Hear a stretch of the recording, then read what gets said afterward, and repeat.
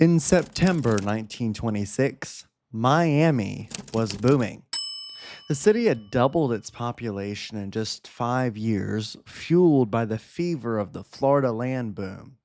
Newcomers from across the country rushed to live the dream of a tropical paradise, but many had no idea the risks that came with it. Around September 14th, reports of a storm moving through the Caribbean reached Florida. Officials in South Florida grew weary that a storm might be heading their way. A timeline of what happened next was carefully documented by Miami Weather Bureau Chief Richard W. Gray. In the days before the storm, warnings spread quickly across South Florida. By September 17th, storm flags were flying and newspapers carried urgent advisories. The Weather Bureau in Miami was overwhelmed with phone calls, 2 to 3 every minute, as residents tried to learn what was coming.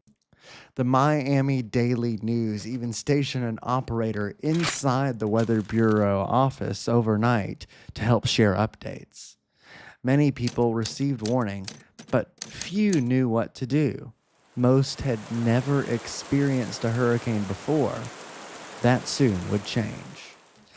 That night, the storm struck with a sudden fury. Winds jumped from 20 miles per hour to well over 100. Power lines snapped, buildings gave way, and by dawn, Miami was in the heart of a storm. Then, rather suddenly, came the calm. It was the eye of the storm that passed directly over the city right at sunrise. Skies brightened and people rushed outside thinking it was over. But within 35 minutes, the winds roared back stronger than before. Boats were tossed inland. Biscayne Bay flooded into Miami, and entire neighborhoods were buried in water and sand.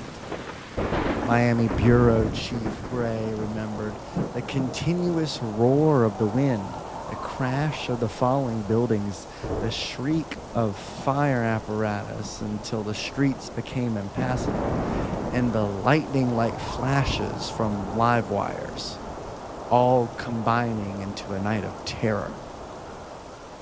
The storm did not stop there. After crossing Florida, it re-strengthened in the Gulf, making landfall again near Pensacola as a major storm. Reports describe a tide 11 feet above normal that left downtown Pensacola underwater. Across Mobile, Baldwin, and Escambia counties, homes were destroyed, crops flattened, and ships wrecked across the coast. For this region and for the country, it was one of the worst storms of the early 20th century.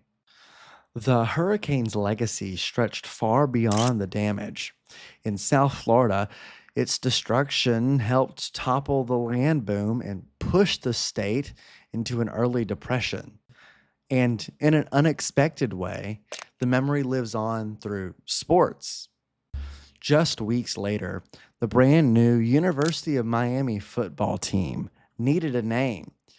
One player suggested Hurricanes since their very first game had actually been postponed by that very storm. The name stuck and still does. Nearly a century later, it remains a reminder. Every storm has a story, and every generation must be ready for the next one. I'm meteorologist Nicholas Herboso.